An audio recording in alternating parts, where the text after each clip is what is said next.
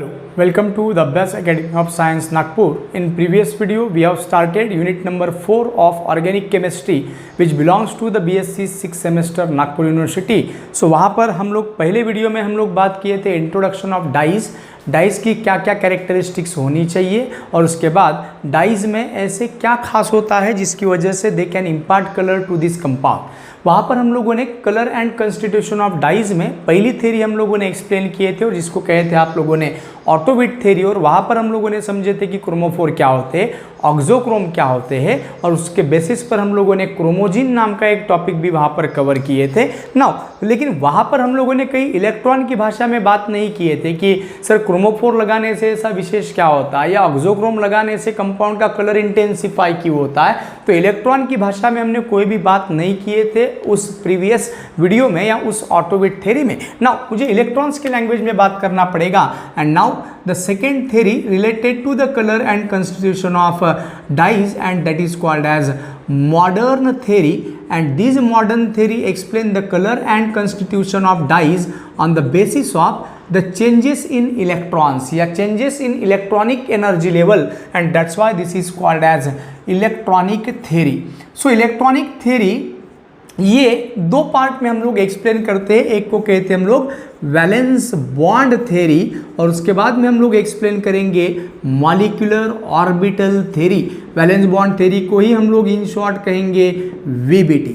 सो valence bond theory के बारे में थोड़ा सा आप लोग जानते हो, बीएससी फर्स्ट ईयर में पढ़ चुके हो कि वैलेंस बॉन्ड थ्योरी क्या होता है। So valence bond theory explain the formation of covalent bond. Since we are studying here organic chemistry, so definitely यहाँ पर कोवेलेंट बॉन्ड की बात चलेगी। और वैलेंस बॉन्ड थ्योरी कहता है कि कोई भी एटम में प्रेजेंट रहने वाले वैलेंस शेल के इलेक्ट्रॉन, कोई भी एटम में प्रेजेंट रहने वाले वैलेंस शेल के इलेक्ट्रॉन ये बॉन्ड फॉर्मेशन में इन्वॉल्व होते हैं। It means the atom of one element having single unpaired electron in its valence shell and atom of another element having single unpaired electron in their valence shell.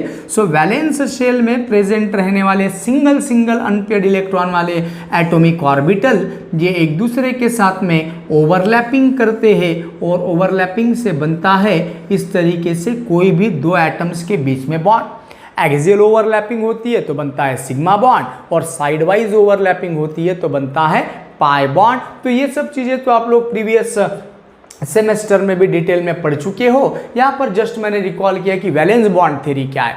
Valence bond theory मतलब ऐसी theory जो covalent bond के formation को explain करती है। ऐसी theory जो कहती है कि कोई भी एटम में प्रेजेंट रहने वाले वैलेंस शेल के इलेक्ट्रॉन बॉन्ड फॉर्मेशन में इन्वॉल्व होते हैं, ऐसे बताने वाली थ्योरी को आप वैलेंस बॉन्ड थ्योरी कहते हो। अब ये एटॉमिक ऑर्बिटल्स की ओवरलैपिंग हुई, इलेक्ट्रॉन का शेयरिंग हुआ और कोवेलेंट बॉन्ड बना। अब कोवेलेंट बॉन्ड दो तरीके का होता है दोस्तों। अगर एक्सियल ओवरलैपिंग होती है दो एटॉमिक ऑर्बिटल्स के अलोंग द सेम एक्सिस, सो बनने वाला बॉन्ड रहता है मजबूत सिग्मा बॉन्ड। जबकि साइड वाइज ओवरलैपिंग होती है, लैटरल ओवरलैपिंग होती है दो एटॉमिक ऑर्बिटल्स के बीच में, तो ऐसे ओवरलैपिंग से बनता है कमजोर पाई बॉन्ड। अब ये वैलेंस बॉन्ड थ्योरी ये किसके ऊपर बेस्ड है? सो वैलेंस बॉन्ड थ्योरी ये डाइस के बारे में क्या कहती है? So valence bond theory is based on the concept that electron get excited, मतलब excitation of electron when it absorb certain radiation.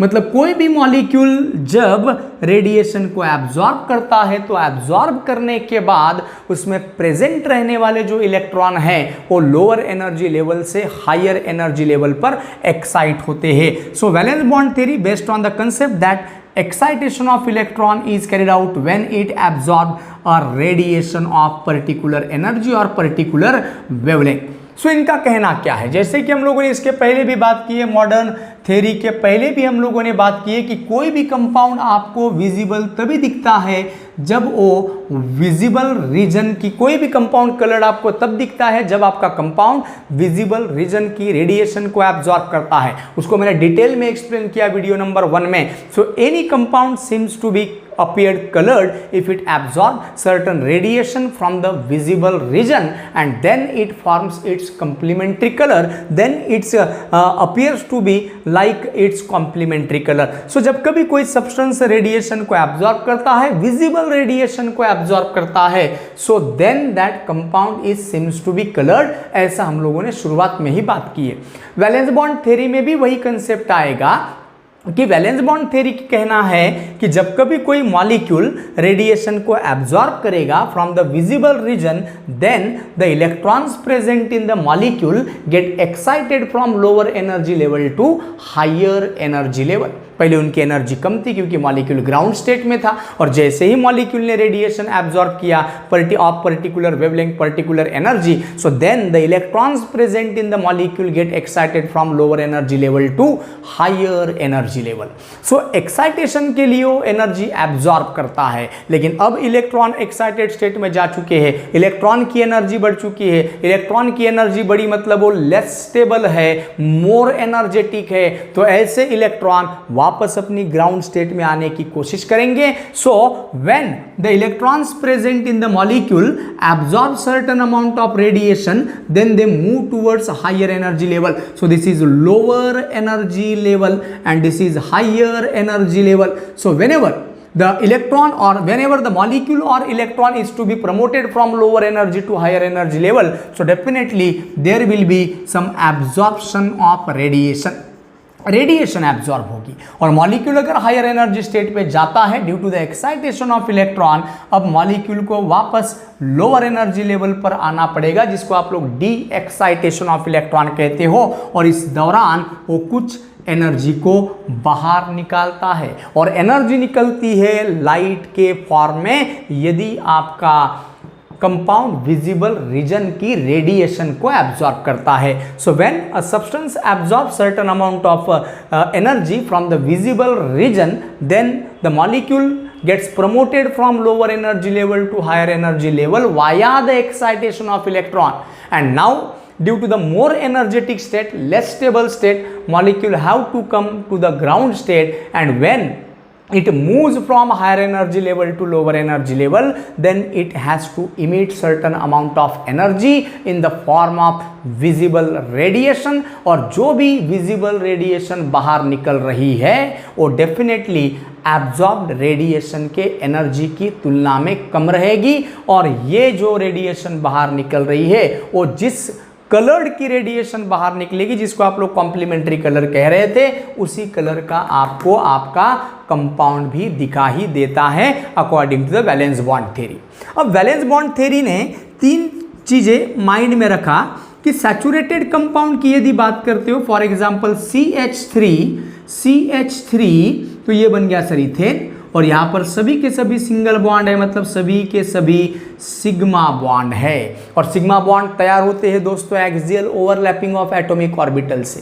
Sigma bond के इलेक्ट्रॉन ये एक्सियल ओवरलैपिंग से एक दूसरे के साथ में बंधे हुए हैं. सर एक दूसरे के साथ में बंधे हुए जो इलेक्ट्रॉन है, जो बॉन्ड में प्रेजेंट है, बॉन्डिंग इलेक्ट्रॉन, ये इलेक्ट्रॉन टाइटली हेल्ड है न्यूक्लियस से.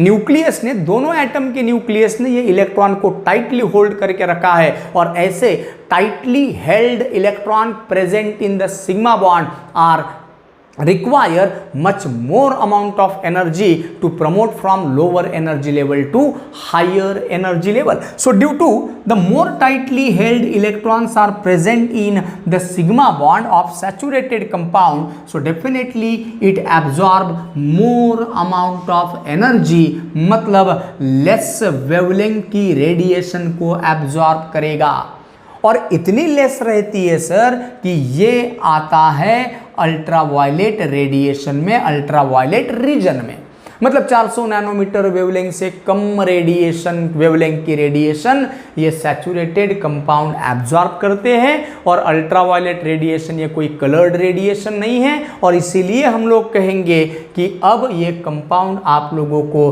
कैसे दिखेगा, कलरलेस दिखेगा. एग्जाम्पल के तौर पर सर ये इथेन एब्जॉर्ब करता है lambda max value that is 135 nanometer wavelength, और 135 नैनोमीटर वेवलेंथ यह आती है अल्ट्रावायलेट रीजन में. ये था ना आपका 400 नैनोमीटर, 750 नैनोमीटर, और उसके बाद की वेवलेंथ आती है IR रीजन में। इससे कम वेवलेंथ की रेडिएशन आती है अल्ट्रावायलेट रीजन में।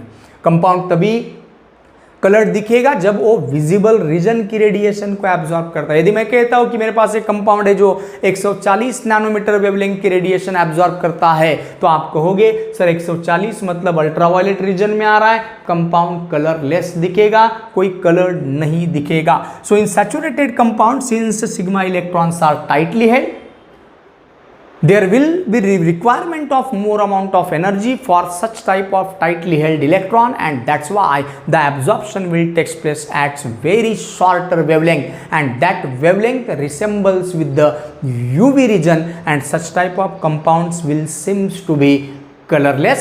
Example ethane. अगर मैं अनसैचुरेटेड कंपाउंड ले लेता हूं, अनसैचुरेटेड मतलब मैं ले लेता हूं एक कार्बन कार्बन के बीच में डबल बॉन्ड और बचे हुए ये हाइड्रोजन, तो ये बन गया सर इथीन। अनसैचुरेटेड का मतलब डबल बॉन्ड या ट्रिपल बॉन्ड रहना दो एटम्स के बीच में, अनसैचुरेटेड मतलब मल्टीपल बॉन्ड रहना, अनसैचुरेटेड मतलब दो एटम्स के बीच में एक कमजोर पाई बॉन्ड रहना, और पाई बॉन्ड के इलेक्ट्रॉन ये सिग्मा बॉन्ड के इलेक्ट्रॉन जैसी टाइटली हेल्ड नहीं होते न्यूक्लियस से। न्यूक्लियस की उन पाई इलेक्ट्रॉन के ऊपर की पकड़ थोड़ी सी कमजोर होती है, और ऐसे लूजली हेल्ड इलेक्ट्रॉन का ट्रांजिशन लोअर एनर्जी से हायर एनर्जी पर करने के लिए हमें पहले की तुलना में लेस एनर्जी रिक्वायर्ड रहेगी, और लेस एनर्जी मतलब पहले की तुलना में अब हमारा मॉलिक्यूल ज़्यादा वेवलेंथ की रेडिएशन एब्जॉर्ब करेगा। लेकिन still most of the unsaturated compound जिसमें आप लोगों को एक ही पाई बॉन्ड दिखता है, तो यहाँ पर भी आप लोगों को एब्जॉर्प्शन अल्ट्रावायलेट रीजन में ही दिखता है, और इसीलिए सर ये भी कंपाउंड इथीन नाम का आपको कलरलेस ही दिखता है। 175 नैनोमीटर की अगर बात करता हूँ इथीन की, तो 175 नैनोमीटर, इथेन में 135 नैनोमीटर समवॉट हियर, और जैसे ही पाई बॉन्ड आया तो अब एब्जॉर्प्शन लॉन्गर वेवलेंथ पर मूव हुआ 175 नैनोमीटर, लेकिन अभी भी वो विजिबल रीजन में जाने का है sir. So unsaturated in unsaturated compound due to the presence of pi electron, since pi electrons are loosely held, less amount of energy will be required for the excitation of electron from lower energy level to higher energy level, and that's why the absorption will takes place at comparatively longer wavelength, but still these longer wavelength corresponds to the ultraviolet region, and that's why this compound is seems to be colorless। Sir अभी unsaturated में आपने एक ही pi bond लिए, अब मैं लेता हूं conjugated molecule, और कॉन्जुगेटेड मॉलिक्यूल का मतलब होता है जब पाई बॉन्ड के बीच में एक सिंगल सिग्मा बॉन्ड रहेगा। सो कॉन्जुगेटेड मॉलिक्यूल्स आप लोग कहोगे। जैसे कि मैं कोई एग्जांपल ले लेता हूं, जैसे कि 1,3-ब्यूटाडाइन नाम का एग्जांपल लेता हूं। सो 1,3-ब्यूटाडाइन नाम का अगर मैं यहां पर एग्जांपल कंसिडर कर रहा हूं, जगह नहीं है नीचे, मैं ऊपर लिख रहा हूं 1,3-ब्यूटाडाइन। सो यहां पर देखोगे अभी ब्यूटा मतलब 4, ब्यूटाडाइन, डाइन मतलब 2 डबल बॉन्ड, और बाकी के रहेंगे हाइड्रोजन। सो 1,3-ब्यूटाडाइन में सिग्मा बॉन्ड तो है ही है सर, साथ साथ 2 पाई बॉन्ड है। डबल बॉन्ड है मतलब एक सिग्मा बॉन्ड, एक कमजोर पाई बॉन्ड। डबल बॉन्ड है मतलब एक मजबूत सिग्मा, एक कमजोर पाई बॉन्ड। और पाई बॉन्ड के इलेक्ट्रॉन्स होते हैं loosely held because they are formed by the sidewise overlapping of atomic orbitals, so pi electrons are loosely held। जैसे कि आपने अनसैचुरेटेड में कहे, ये भी अनसैचुरेटेड है, लेकिन फर्क है ये पाई बॉन्ड दोनों के बीच में आपको दिखता है एक सिंगल सिग्मा बॉन्ड। आप कहोगे pi bonds are conjugated. So pi bonds are conjugated. So electron जब लोअर एनर्जी, जब कभी कंपाउंड रेडिएशन को एब्जॉर्ब करेगा, तो बेशक इलेक्ट्रॉन लोअर एनर्जी से कहा जाएगा हायर एनर्जी पर। अब मॉलिक्यूल ये मोर स्टेबल स्टेट से कहा जाएगा लेस स्टेबल स्टेट पे जाएगा। लेकिन सर इसकी तुलना में, अनसैचुरेटेड कंपाउंड की तुलना में, यहां पर जो लेस स्टेबल स्टेट तैयार होगी ये रेजोनेंस स्टेबिलाइज्ड रहेगी।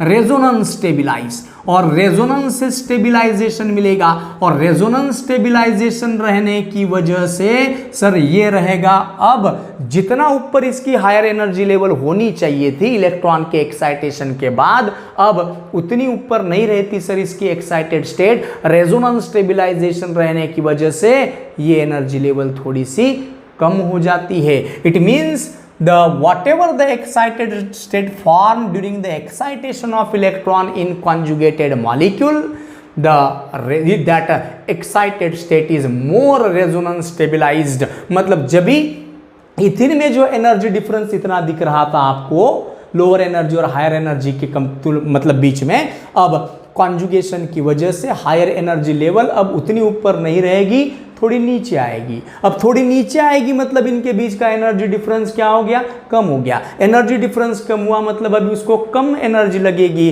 जिसको आप रेजोनेंस जिसको आप लोग एक्साइटेशन एनर्जी कहते हो। So due to the resonance stabilization the excitation energy is less in case of conjugated compound, so less amount of energy will be required for the excitation of electron and definitely less amount of energy is required, मतलब ज़्यादा wavelength पर आपका radiation absorption दिखेगा।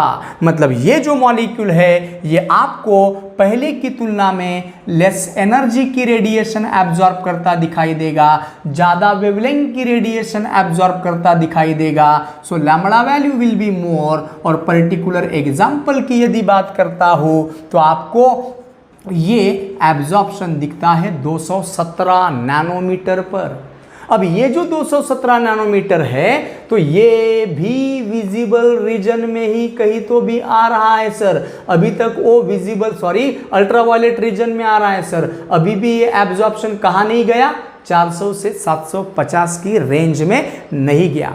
मतलब जैसे जैसे आप लोग कॉन्जुगेशन बढ़ाते जा रहे हो वैसे वैसे आपके दो हायर एनर्जी और लोअर एनर्जी स्टेट के बीच का डिफरेंस धीरे धीरे क्या होता जा रहा है, कम होता जा रहा है। कम एनर्जी रिक्वायर्ड हो रही है एक्साइटेशन के लिए, ज़्यादा वेवलेंथ की रेडिएशन एब्जॉर्ब हो रही है आपके मॉलिक्यूल के द्वारा। सो सर कॉन्जुगेटेड सिस्टम की ये बात। सो कॉन्जुगेटेड सिस्टम में when the electron gets promoted from lower energy to higher energy level, so definitely due to the excitation of electron the system will becomes less stable.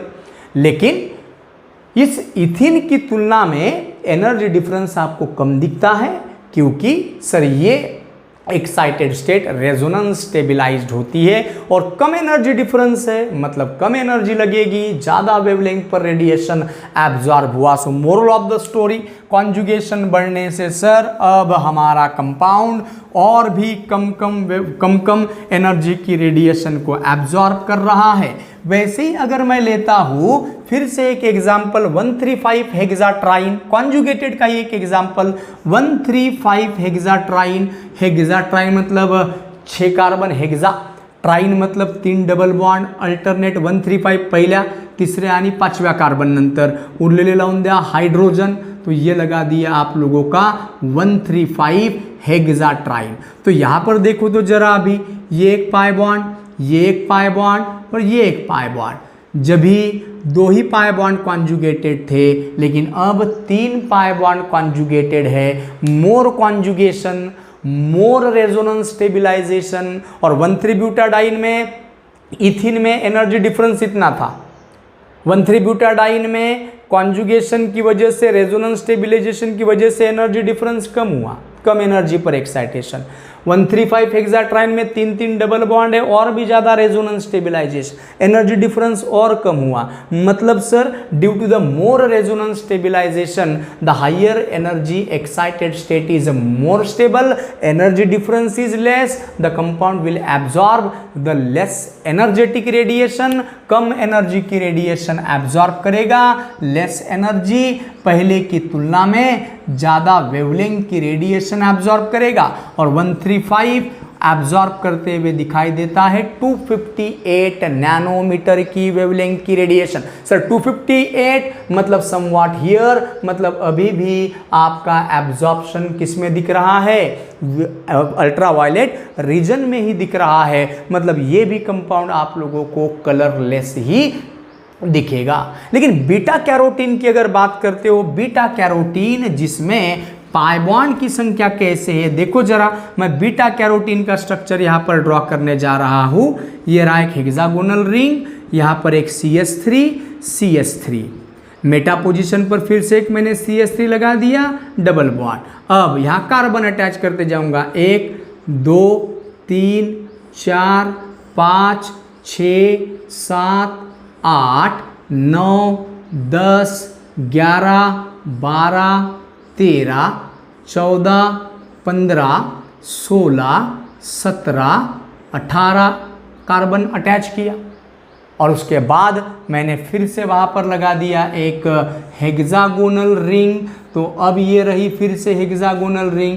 नीचे लिखा मैंने CH3 और यहाँ पर भी लिखा CH3। Alternate single double bond, फिर single bond, फिर डबल, फिर सिंगल, फिर डबल, फिर सिंगल, फिर डबल, सिंगल डबल, फिर सिंगल। और इस तरीके से मैंने अल्टरनेट सिंगल डबल बॉन्ड यहाँ पर ड्रॉ किया है। सर ये तीसरे कार्बन पर मिथिल ग्रुप, 7वें कार्बन पर फिर से मिथिल ग्रुप, इधर भी वैसे ही तीसरे कार्बन पर मिथिल ग्रुप, 7वें कार्बन पर मिथिल ग्रुप। ये जो स्ट्रक्चर बना है दोस्तों, ये बीटा कैरोटीन है, जो कैरोट में रहता है, गाजर में रहता है। कौन से कलर का दिखता है? ऑरेंज कलर का। तो ये बीटा जो कैरोटीन है, कितने पाई बॉन्ड है? 1 2 3 4 5 6 7 8 9 10 11। Sir 11 pi bonds are conjugated, 11 pi bonds are conjugated. It means sir due to the more conjugation, यहाँ पर आपकी फिर एक्साइटेड स्टेट और ज़्यादा रेजोनेंस स्टेबिलाइज्ड रहेगी। मतलब यहाँ पर और लेस एनर्जी की रेडिएशन एब्जॉर्ब होगी।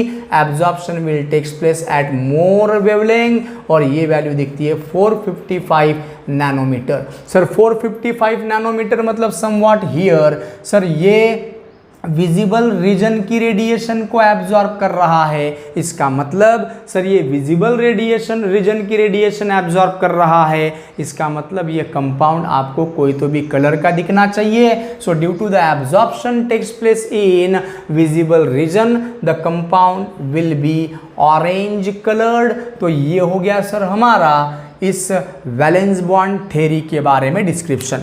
सबसे पहले तो मैंने आपको बताया कि वैलेंस बॉन्ड थ्योरी का कहना क्या है। वैलेंस बॉन्ड थ्योरी कहती है कि when any substance seems to be appeared coloured if it absorb certain radiation from the visible range, otherwise the compound seems to be colourless. उसके बाद में हमने बात की है सैचुरेटेड में क्या होगा, अनसैचुरेटेड में क्या होगा, कॉन्जुगेटेड में क्या होगा, और कॉन्जुगेशन बढ़ाते जाओगे तो क्या क्या चेंजेस आते जाएंगे और किस तरीके से आपका मॉलिक्यूल अब ज़्यादा वेवलेंथ की तरफ एब्जॉर्प्शन दिखा रहा है, किस तरीके से आपके लैम्बडा मैक्स की वैल्यू ये अल्ट्रावायलेट से कहा जा रही है विजिबल रीजन के तरफ। और जैसे ही आपके कंपाउंड में प्रेजेंट रहने वाला कॉन्जुगेशन इस कदर हो जाएगा कि वो कंपाउंड विजिबल रीजन से रेडिएशन एब्जॉर्ब करेगा and then that compound is seems to be colored. So this is all about the valence bond theory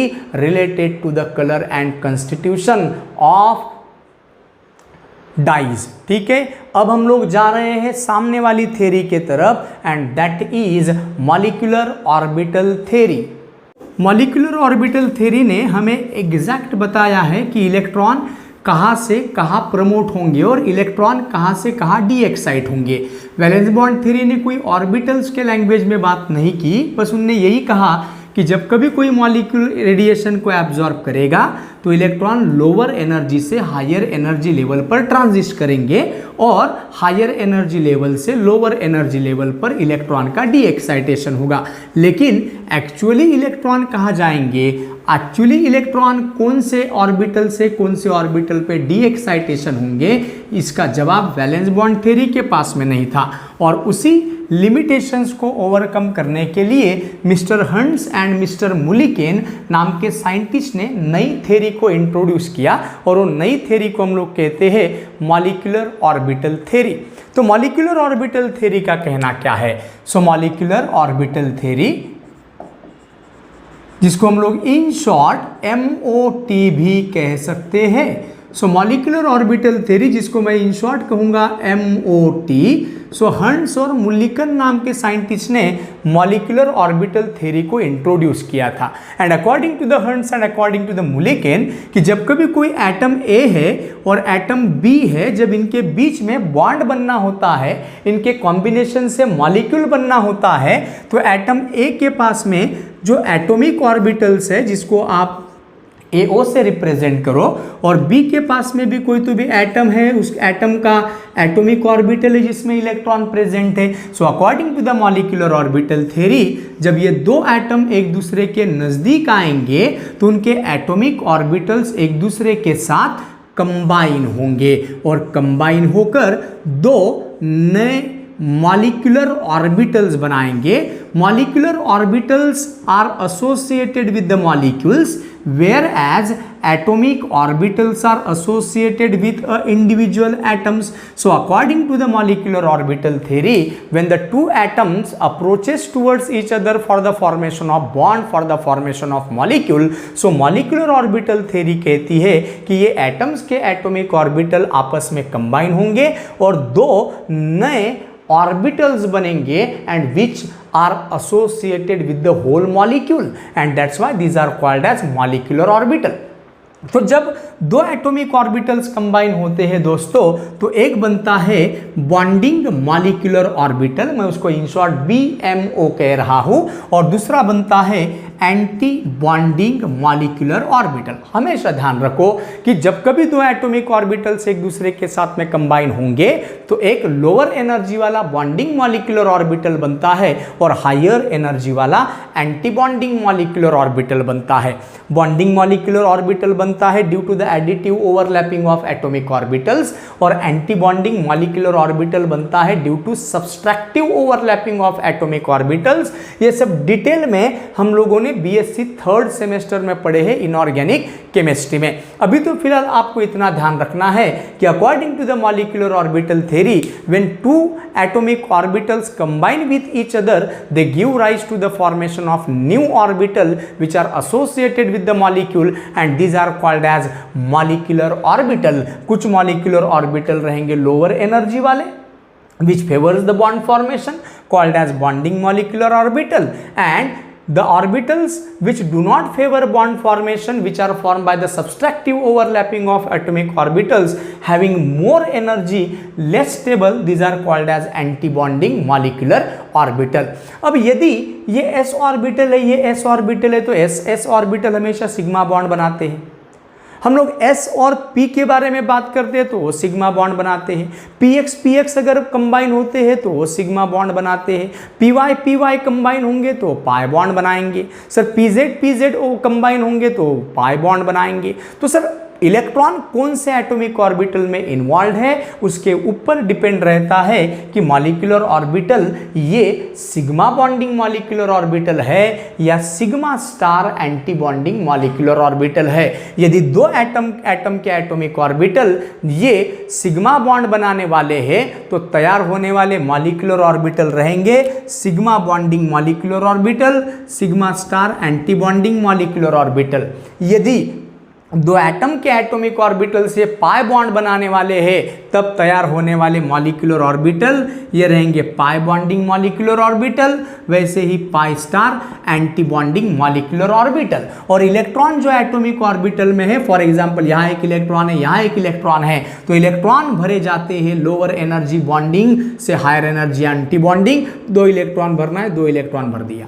तो ये अगर पाई बॉन्ड बनाने वाले हैं तो आप कहोगे pi electrons are present in pi bonding molecular orbital. और यदि ये सिग्मा बॉन्ड बनाने वाले हैं तो तैयार होने वाला ऑर्बिटल रहेगा sigma bonding molecular orbital, sigma star anti bonding molecular orbital. यदि ये एटम के पास दो इलेक्ट्रॉन रहते तो चार इलेक्ट्रॉन में से दो इलेक्ट्रॉन बॉन्डिंग में और दो इलेक्ट्रॉन एंटी बॉन्डिंग में चले जाते। यदि सिग्मा बॉन्ड वाले हैं तो sigma bonding molecular orbital, sigma star anti bonding molecular orbital. कोई एटम के पास ऐसे भी ऑर्बिटल होते हैं जो बॉन्ड फॉर्मेशन में इन्वॉल्व नहीं होते, और ऐसे ऑर्बिटल्स जो बॉन्ड फॉर्मेशन में इन्वॉल्व नहीं होते उनको कहा जाता है नॉन बॉन्डिंग ऑर्बिटल्स। मतलब जब कभी कोई कोवेलेंट मॉलिक्यूल बनता है दोस्तों, तो कोवेलेंट बॉन्ड जब बनता है, कोवेलेंट मॉलिक्यूल बनता है, तो उसके पास मॉलिक्यूलर ऑर्बिटल्स होते हैं। कौन से? सिग्मा बॉन्डिंग मॉलिक्यूलर ऑर्बिटल होता है, उसी का sigma star anti bonding molecular orbital रहेगा। पाई बॉन्ड बनता है तो पाई बॉन्डिंग मॉलिक्यूलर ऑर्बिटल रहेगा, उसी का पाई star anti bonding molecular orbital रहेगा। और यदि कोई एटम का एटॉमिक ऑर्बिटल बॉन्ड फॉर्मेशन में इन्वॉल्व नहीं होता, जिसको आप लोन पेयर के तौर पर गिन सकते हो, उसको कहा जाता है नॉन बॉन्डिंग ऑर्बिटल। तो ये सब मॉलिक्यूलर ऑर्बिटल्स है जो कोई मॉलिक्यूल के पास में रह सकते हैं। अब sigma bonding molecular orbital, sigma electron कहाँ प्रेजेंट रहेंगे? So sigma electrons are present in sigma bonding molecular orbital. pi electrons are present in pi bonding molecular orbitals और lone pair of electrons are present in non bonding molecular orbitals। ठीक है, तो ये तो मैंने सिर्फ एक ही से आपको इंट्रोडक्शन पार्ट बताया। बीएससी थर्ड सेमेस्टर में आप इसको डिटेल में पढ़ चुके हो। So according to the molecular orbital theory, whenever a molecule formation is carried out, then there are different type of molecular orbital, namely sigma bonding, sigma star anti bonding, pi bonding, pi star anti bonding, उसके बाद में non bonding. अगर sigma electron है तो बेशक वो रहते होंगे सिग्मा बॉन्डिंग मॉलिक्यूलर ऑर्बिटल में, पाई बॉन्ड है तो इलेक्ट्रॉन रहते होंगे पाई बॉन्डिंग मॉलिक्यूलर ऑर्बिटल में, और लोन पेयर है तो रहते होंगे नॉन बॉन्डिंग मॉलिक्यूलर ऑर्बिटल में। तो अब ये तो इंट्रोडक्शन पार्ट हो गया मॉलिक्यूलर ऑर्बिटल थ्योरी का। तो मॉलिक्यूलर ऑर्बिटल थ्योरी कहती है कि जब कभी कोई मॉलिक्यूल के पास, मान के चलो यहाँ पर इलेक्ट्रॉन प्रेजेंट है, यहाँ इलेक्ट्रॉन प्रेजेंट है, और मान के चलो ये मॉलिक्यूल रेडिएशन को एब्जॉर्ब करता है, तो एब्जॉर्ब करने के बाद ये इलेक्ट्रॉन कहाँ जाएंगे? सिग्मा बॉन्डिंग मॉलिक्यूलर ऑर्बिटल से sigma star anti bonding molecular orbital में जाएंगे। या हो सकता है सर नॉन बॉन्डिंग अगर ऑर्बिटल में इलेक्ट्रॉन है तो ऐसे केसेस में electron non bonding molecular orbital से एंटी बॉन्डिंग मॉलिक्यूलर ऑर्बिटल में भी जा सकता है। सो लोअर एनर्जी मॉलिक्यूलर ऑर्बिटल से हायर एनर्जी मॉलिक्यूलर ऑर्बिटल में इलेक्ट्रॉन का ट्रांजिशन हो रहा है। तो ये ट्रांजिशन की मदद से हम लोग एक्सप्लेन करेंगे कि किस तरीके से कोई कोवेलेंट मॉलिक्यूल रेडिएशन एब्जॉर्ब करता है, तो इलेक्ट्रॉन कौन से मॉलिक्यूलर ऑर्बिटल से कौन से मॉलिक्यूलर ऑर्बिटल में ट्रांजिस्ट हो सकता है। तो पॉसिबिलिटी क्या क्या है सर? पॉसिबिलिटी ऐसी है कि पहली पॉसिबिलिटी सर हो सकता है electron sigma bonding molecular orbital से जाए sigma star anti bonding molecular orbital में। हो सकता है सर दूसरी पॉसिबिलिटी इलेक्ट्रॉन जाए lower energy non bonding molecular orbital से, नॉन बॉन्डिंग मॉलिक्यूलर ऑर्बिटल से जा सकता है electron sigma star anti bonding molecular orbital में। या हो सकता है सर कि पाई बॉन्ड अगर है तो पाई बॉन्डिंग मॉलिक्यूलर ऑर्बिटल से इलेक्ट्रॉन जा सकता है पाई star anti bonding molecular orbital में, या फिर पाई बॉन्ड भी और लोन पेयर भी है तो इलेक्ट्रॉन जा सकता है नॉन बॉन्डिंग मॉलिक्यूलर ऑर्बिटल से पाई star anti bonding molecular orbital.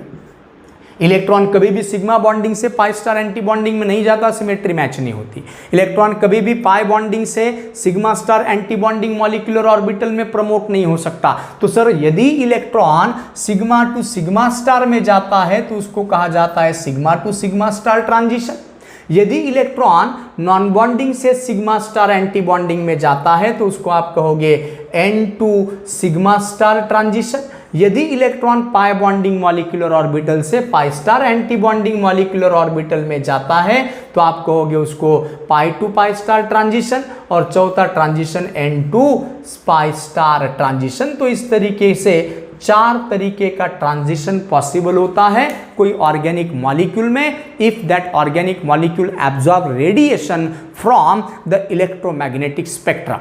लेकिन मैंने पहले ही कहा कि हमारा इंटरेस्ट वही मॉलिक्यूल में है जो विजिबल रीजन की रेडिएशन एब्जॉर्ब करने वाले हैं और बदले में कॉम्प्लीमेंट्री कलर, ये कलर्ड रेडिएशन के फॉर्म में ही बाहर निकलने वाले हैं, मतलब कंपाउंड मुझे कलर्ड दिखने वाला है। सो इन तरीके का ट्रांजिशन हो सकता है सर हमारे मॉलिक्यूल में, if the molecule is irradiated with the electromagnetic radiation of certain frequency, certain energy और सर्टन वेवलेंथ। तो यदि हम लोग इनके एनर्जी के बारे में बात करते हैं कि कौन सा सबसे कम एनर्जेटिक रहता है, सिग्मा बॉन्डिंग या पाई बॉन्डिंग, कौन ज़्यादा एनर्जी का रहता है, सिग्मा स्टार एंटी बॉन्डिंग या पाई स्टार एंटी बॉन्डिंग। तो सर हम लोग उसके एनर्जी के बारे में पहले बात करेंगे। सो सबसे ज़्यादा स्टेबल अगर कोई बॉन्ड है, सबसे ज़्यादा एनर्जेटिक अगर कोई बॉन्ड है तो सिग्मा, तो सिग्मा बॉन्डिंग मॉलिक्यूलर ऑर्बिटल की एनर्जी सबसे कम रहेगी, more stable less energy,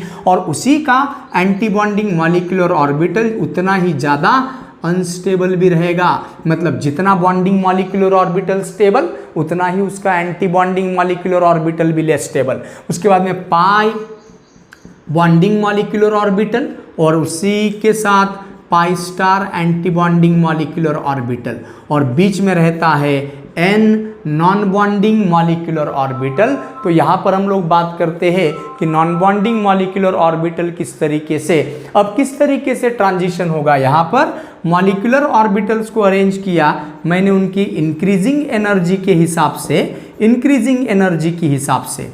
now transition किन तरीके का पॉसिबल है। पॉसिबिलिटी नंबर 1, यदि हमारा मॉलिक्यूल मतलब पहला transition sigma to sigma star transition, और सिग्मा बॉन्ड को मॉलिक्यूल में जो रहेगा उनको आप क्या कहोगे, सैचुरेटेड। यहाँ पर सिर्फ और सिर्फ सिग्मा बॉन्ड ही है, मतलब सैचुरेटेड कंपाउंड है, मतलब वहाँ पर सिर्फ सिग्मा बॉन्डिंग और sigma star anti bonding molecular orbital ही है। सो यहाँ पर ट्रांजिशन किस तरीके से होगा। So electron will get promoted from lower energy sigma bonding molecular orbital to higher energy sigma star anti bonding molecular orbital. Description आप इसी को देख के लिख सकते हो कि in this type of transition electrons will get promoted from lower energy sigma bonding molecular orbital to higher energy sigma star anti-bonding molecular orbital. This type of transition takes place in saturated compound. In saturated compound, the sigma electrons are present. And since sigma electrons are tightly held, since the energy difference between sigma bonding and sigma anti-bonding is maximum, so that's why it will require maximum amount of energy. So maximum amount of energy will required for sigma to sigma star transition, and that's why since maximum energy is required, the absorption will take place at least lambda value, मतलब lambda value कम wavelength की radiation absorb करेगा। For example के तौर पर अगर बात करता हूँ ethane, so in ethane all the sigma bonds are there, and since sigma electrons are tightly held, more amount of energy will be required to transit them. Since there is a much more difference between sigma and sigma star anti-bonding molecular orbital, the maximum amount of energy will require for sigma to sigma star transition. Example के तौर पर मैं यहाँ पर ethane लिखा and it will absorb at 135 nanometre. ये पहला transition. Second transition उसी से कम energetic n to sigma star transition. So n to sigma star transition में कहेंगे कि सर यदि हमारा मॉलिक्यूल सिर्फ सैचुरेटेड है, सिग्मा स्टार है मतलब सैचुरेटेड, और एन है मतलब लोन पेयर. फॉर एग्जांपल आप बात करते हो CH3Cl मिथिल क्लोराइड, सभी बॉन्ड सिग्मा, और साथ साथ क्लोरीन के पास होती है lone pair of electron non bonding molecular orbital में. सो सर यहाँ पर हम कहेंगे कि this type of transition is carried out in saturated compound having at least one atom with lone pair of electron. सो कैसे लिखेंगे सर? This type of transition takes place when the promotion of electron takes place from non bonding molecular orbital to sigma star anti bonding molecular orbital. This type of transition will takes place in saturated compound having at least one atom with lone pair of electron. Sir lone pair of electron के ऊपर nucleus, एक ही nucleus की पकड़ होती है और इसीलिए sir loan pair of electron को ट्रांजिस्ट करना पहले की तुलना में आसान बन जाता है. सो हियर कंपेरेटिवली उसकी तुलना में less energy is required for the transition. It means the absorption will takes place comparatively at longer wavelength. पहले की तुलना में ज़्यादा वेवलेंथ की रेडिएशन एब्जॉर्ब करेगा. एग्जाम्पल के तौर पर अगर मैं बात करता हूँ तो एग्जाम्पल है methyl chloride and that absorb at 173 nanometer. मतलब पहले की तुलना में अब आपका absorption band right hand side में शिफ्ट हो रहा है. मतलब अल्ट्रावायलेट से धीरे धीरे कहाँ शिफ्ट होने की कोशिश में है? विजिबल रीजन के तरफ शिफ्ट होने की कोशिश में है. ये सेकेंड ट्रांजिशन. तीसरा ट्रांजिशन हम लोग देखते हैं उससे भी कम एनर्जेटिक, दोनों से कम energetic, pi to pi star transition. So third type of transition that we have to discuss and that is pi to pi star transition. Sir pi लिखा है मतलब this type of transition should be occur in unsaturated compound. Unsaturated मतलब pi bond present रहेगा. Pi bond रहेगा, बेशक sir sigma bond भी present रहेगा क्योंकि पाई बॉन्ड अकेले एग्जिस्ट नहीं करते. So this type of transition will takes place in unsaturated compound. For example यहाँ पर मैं इथीन लेता हूँ. So carbon carbon double bond और ये लगाया मैंने हाइड्रोजन और यहाँ कार्बन कार्बन के बीच में डबल बॉन्ड है. डबल बॉन्ड है मतलब एक सिग्मा एक पाई. सर उसमें sigma bonding sigma anti bonding molecular orbital है. पाई बॉन्ड रहने की वजह से पाई बॉन्डिंग और पाई एंटी बॉन्डिंग मॉलिक्यूलर ऑर्बिटल भी है. लेकिन सबसे सस्ता कौन रहेगा? पाई टू पाई स्टार, क्योंकि पाई बॉन्ड के इलेक्ट्रॉन ये लूजली हेल्ड होते हैं. उन इलेक्ट्रॉन के ट्रांजिशन के लिए कम एनर्जी लगेगी. सो यहाँ पर पाई टू पाई स्टार ट्रांजिशन में लिखूंगा कि when the transition in which the electron gets promoted from lower energy pi bonding molecular orbital to higher energy pi star antibonding molecular orbital is called as pi to pi star transition.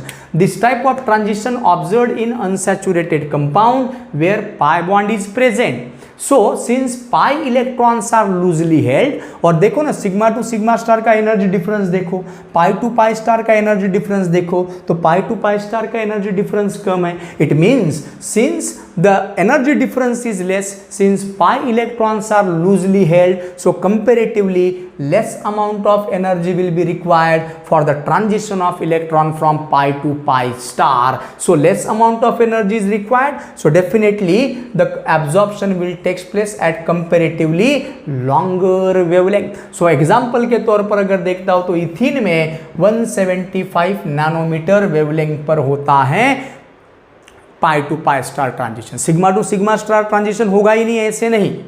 175 nanometre wavelength की radiation pass करोगे तो 170 nanometre wavelength की radiation सिर्फ pi to pi star transition ही कर सकती है. उससे ज़्यादा एनर्जी की रेडिएशन अगर दोगे तो फिर पाई टू पाई स्टार भी होगा, साथ साथ सिग्मा टू सिग्मा स्टार भी होगा. लेकिन हमारा interest pi to pi star transition में है. इलेक्ट्रॉन कैसे गए? मॉलिक्यूलर ऑर्बिटल लोअर एनर्जी वाले से electron promotes to higher energy level molecular orbital. और चौथा that is n2 pi star transition. n2 pi star transition. So वैसे definition लिखेंगे. In this type of transition electron gets promoted from lower energy non-bonding orbital to pi star anti-bonding molecular orbital. Sir pi star pi है मतलब sir molecule unsaturated होगा, लेकिन unsaturated के साथ बिल्कुल जबी की तरह कोई तो भी एक एटम के पास में रहता होगा loan pair of electron. Sir pi bond भी है, लोन पेयर भी है, तो देखो n2 पाई स्टार के बीच का एनर्जी डिफरेंस आप लोगों को कम दिख रहा है. It means the absorption will be takes place at comparatively lowest energy. सबसे कम एनर्जी की रेडिएशन की यहाँ जरूरत पड़ेगी. इसका मतलब absorption will takes place at longest wavelength. इन सब में सबसे सस्ता अगर ट्रांजिशन अगर देखोगे, सबसे कम एनर्जी पर जो ट्रांजिशन होगा वो रहेगा n2 पाई स्टार ट्रांजिशन। सो यहां पर मैं एग्जांपल लिख सकता हूं, example carbonyl group C double bond O, pi bond भी है, ऑक्सीजन के पास में लोन पेयर ऑफ इलेक्ट्रॉन भी है। तो सर यहां पर आपका जो कार्बोनिल ग्रुप है, ये कार्बोनिल ग्रुप ट्रांजिस्ट होता है 290 नैनोमीटर पर, 290 नैनोमीटर वेवलेंथ की रेडिएशन एब्जॉर्ब करता है। सर 135, 173, 175, 290, मतलब आपका absorption is shifting towards longer wavelength. So this is all about the molecular orbital theory, कि मॉलिक्यूलर ऑर्बिटल थ्योरी कहती है कि किस तरीके से कोई कंपाउंड रेडिएशन को एब्जॉर्ब करता है और वास्तविकता में कैसे इलेक्ट्रॉन का ट्रांजिशन होता है।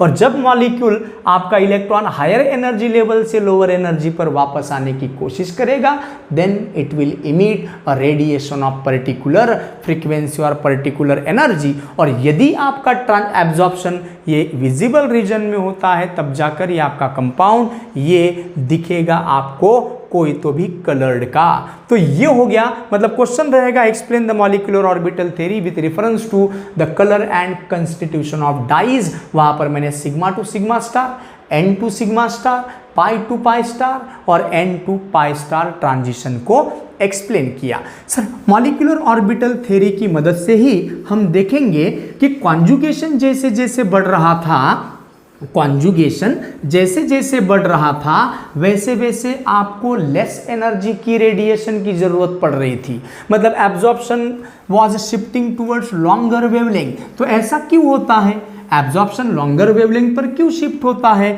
तो देखो effect of conjugation on absorption spectra.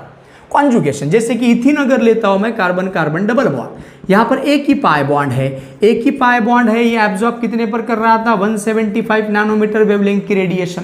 Sir यहां पर एक ही पाई बॉन्ड है, मतलब एक पाई बॉन्डिंग मॉलिक्यूलर ऑर्बिटल और दूसरा रहेगा पाई star anti bonding molecular orbital. So whenever it absorbs certain radiation from the electromagnetic region, so electron will get promoted from lower energy to higher energy orbital, and that is supposed to be delta E, जो कुछ भी energy difference है.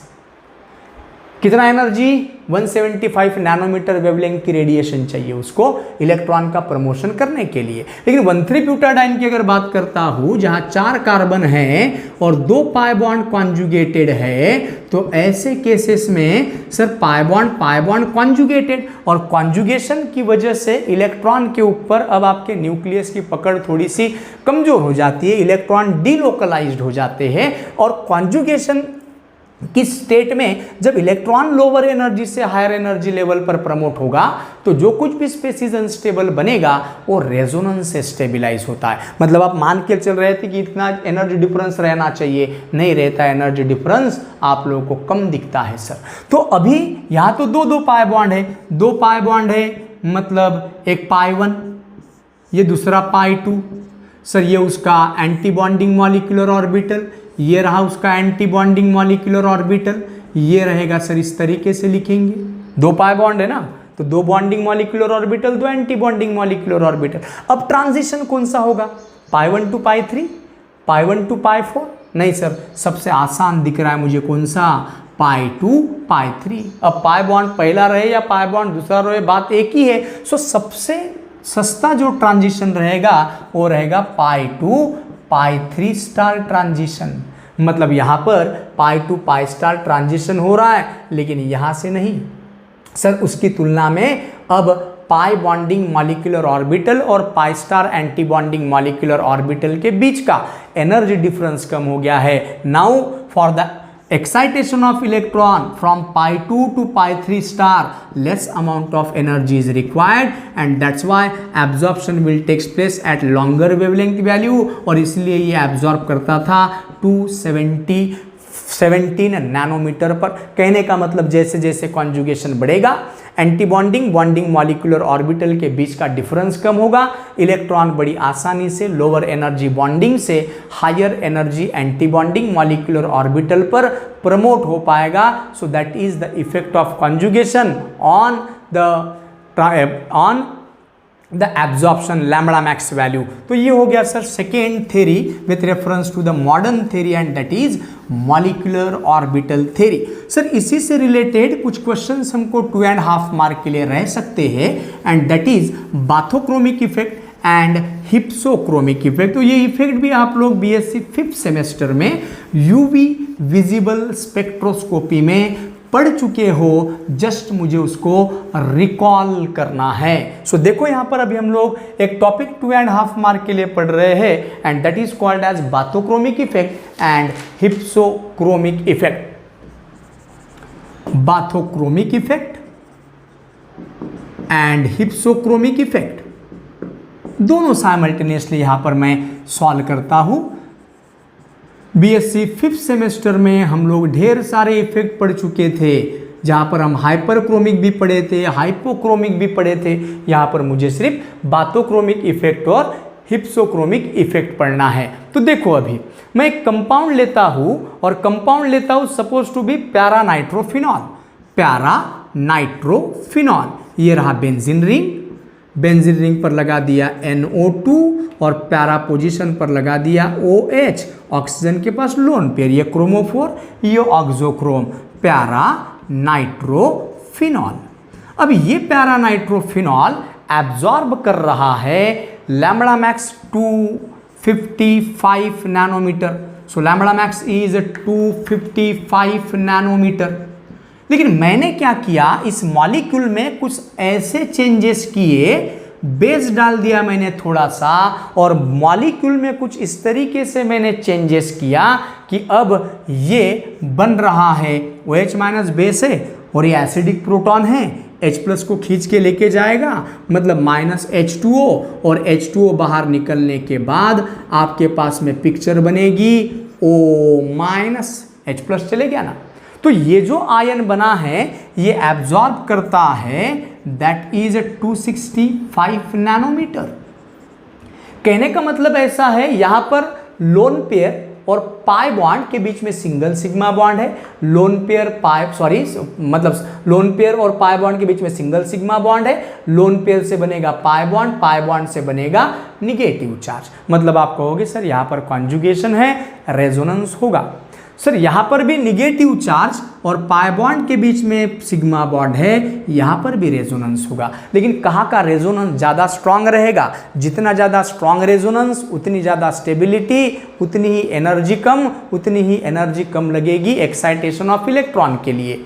Sir negative charge मतलब परेशानी वाली case, मतलब negative charge वाला जो रेजोनेंस है ये ज़्यादा स्ट्रांग रहेगा। लोन पेयर मतलब परेशानी नहीं, ऑक्सीजन रेजोनेंस में शामिल नहीं भी हुआ कोई फर्क पड़ने वाला नहीं, लेकिन यहाँ ऑक्सीजन को रेजोनेंस में इन्वॉल्व होना ही पड़ेगा। निगेटिव चार्ज से वो अनस्टेबल बन रहा है, स्टेबिलिटी की ओर जाने के लिए निगेटिव चार्ज से करेगा और रेजोनेंस मतलब निगेटिव चार्ज से होने वाला रेजोनेंस स्ट्रांग है और स्ट्रांग रेजोनेंस रहने की वजह से सर ये ज़्यादा स्टेबिलाइज्ड रहेगा और ज़्यादा स्टेबिलाइज्ड अगर रहता है मतलब less energy is required for the transition of electron from lower energy to higher energy level. Sir less energy पहले की तुलना में इलेक्ट्रॉन के ट्रांजिशन के लिए लेस एनर्जी लगेगी, मतलब ज़्यादा वेवलेंथ की रेडिएशन एब्जॉर्ब करेगा। तो ऐसा कोई फिनोमेनॉन, ऐसी कोई प्रोसेस जिसकी वजह से आप लैम्बडा मैक्स की वैल्यू को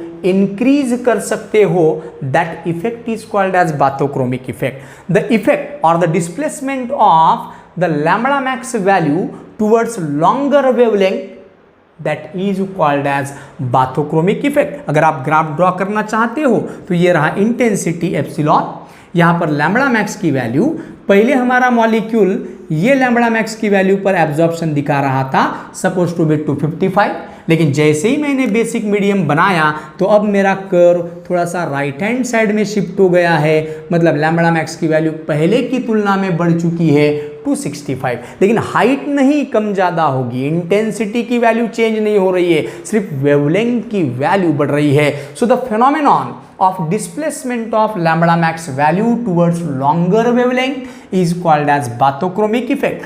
और यहाँ पर VIBGYOR ये था आपका विजिबल रीजन और यदि आपका लैम्बडा मैक्स की वैल्यू बढ़ रही है, मतलब कौन से कलर के तरफ जा रही है, red shift, so red colour के तरफ, so that's why this is called as red shift also.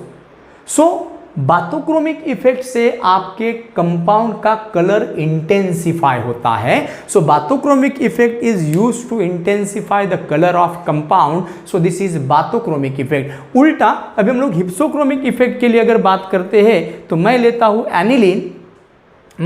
Aniline, मतलब बेंजीन के ऊपर लगा दिया आपने NH2 और मैं उसको एसिड डाल देता हूं। एसिड जब डालूंगा तो ये एसिड नाइट्रोजन की लोन पेयर के ऊपर जाकर अटैक करेगा। नाइट्रोजन की लोन पेयर के ऊपर अटैक करने के कारण अब नाइट्रोजन की लोन पेयर बिजी हो गई H के साथ, कोई भी यहां पर लोन पेयर नहीं दिखता है सर।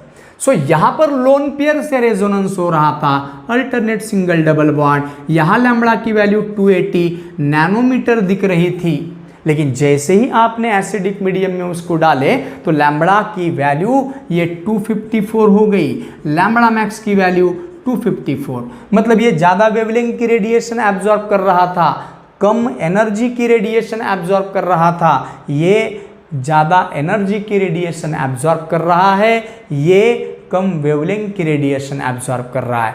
ऐसा क्यों? क्योंकि नाइट्रोजन की लोन पेयर बेंजीन के पाई बॉन्ड के साथ में कॉन्जुगेशन है, मोर कॉन्जुगेशन मतलब मोर स्टेबिलाइजेशन, मोर स्टेबिलिटी मतलब एनर्जी डिफरेंस कम, मतलब less energy will be required for the electronic transition. लेकिन यहां नाइट्रोजन का पॉजिटिव चार्ज बेंजीन रिंग की पाई बॉन्ड कॉन्जुगेटेड मत समझो, क्योंकि यहां पर अगर आप पाई बॉन्ड लेकर जाओगे नाइट्रोजन के बन जाएंगे 5 बॉन्ड, नाइट्रोजन 5 बॉन्ड बना नहीं सकता, मतलब ऐसे रेजोनेंस हो नहीं सकता sir. It is less resonance stabilise म्हणजे कमी स्टेबिलिटी आहे, म्हणजे जास्त एनर्जी डिफरेंस आहे, म्हणजे मोर एनर्जी रिक्वायर्ड और इसीलिए वो कम वेवलेंथ की रेडिएशन को एब्जॉर्ब करता है। So the phenomenon by which we displace the absorption shift towards a shorter wavelength, that is called as hypsochromic effect. And since hypsochromic effect is moving towards the blue color, more intense color, so that's why this effect is called as blue shift. और उससे sir compound का colour dark बनता था, it is used for intensifying the colour, and this phenomenon is used for the fading of colour, it is blue shift. Diagram अगर draw करना चाहता हूं, ये एप्सिलॉन, ये लैम्बडा मैक्स की वैल्यू, अब पहले शिफ्ट कैसा था, तो पहले शिफ्ट ऐसा था शुरुआत का, लेकिन जैसे ही हमने यहाँ पर एसिडिक मीडियम डाले, अब लैम्बडा की वैल्यू पहले ये थी, अब लैम्बडा की वैल्यू पहले की तुलना में और भी कम हो गई है, ये हो गई है लैम्बडा मैक्स की वैल्यू। लेकिन ध्यान रखना यहाँ पर पीक का हाइट नहीं कम ज़्यादा होगा, ये रहा 254 और ये था पहले 280, आपका एब्जॉर्प्शन शिफ्ट ये लेफ्ट हैंड साइड के तरफ शिफ्ट हो रहा है, जब ये राइट हैंड साइड के तरफ शिफ्ट हो रहा था तो ये हो गया बाथोक्रोमिक और hypsochromic effect. So this is all about the video number 2, जहाँ पर हम लोगों ने मॉडर्न थ्योरी पढ़े, वैलेंस बॉन्ड थ्योरी और molecular orbital theory, effect of conjugation बताया मैंने और बताया कि कैसे बाथोक्रोमिक इफेक्ट या हिप्सोक्रोमिक इफेक्ट काम करता है। So today I have to stop here, thank you so much. Next video में देखेंगे हम लोग क्लासिफिकेशन ऑफ डाइज और कुछ डाइज का सिंथेसिस हम लोग पढ़ेंगे। Thank you so much.